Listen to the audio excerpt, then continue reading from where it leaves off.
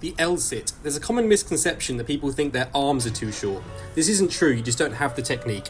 Start on the dip bar and train 10 leg raises. Don't worry about the bend in your knee.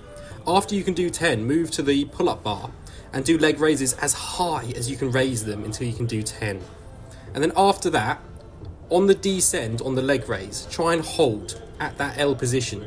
Flatten your knees, point your toes. If you can do 10, you can do this. You want to train up to a 10-second hold. So leg raise as high as you can take it. On the descend, try and hold, point your toes, flatten your knees, 10 seconds. Once you can do that, we are ready to move to the floor.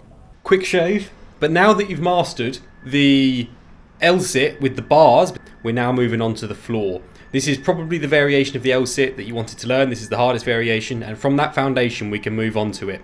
Okay, now let's move on to a floor L-sit. Now the way to do this, the hand placement is very important.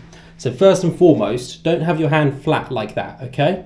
Have your hand clawed slightly, as if you're groping some jubblies.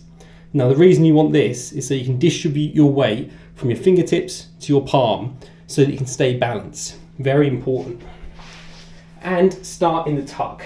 So, you've unlocked the straight leg with our previous tips on the parallel, on the dip bars and on the pull-up bar. So now, like I said, assume the groping position with your hands.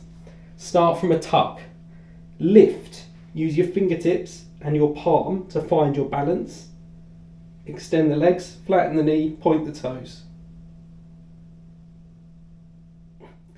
And just train the hold. Simple as that. Give the video a like if you like my racing socks, and join our community, Calisthenics community. First link in the description. We go over everything, teaching you all you need to know. See you next time.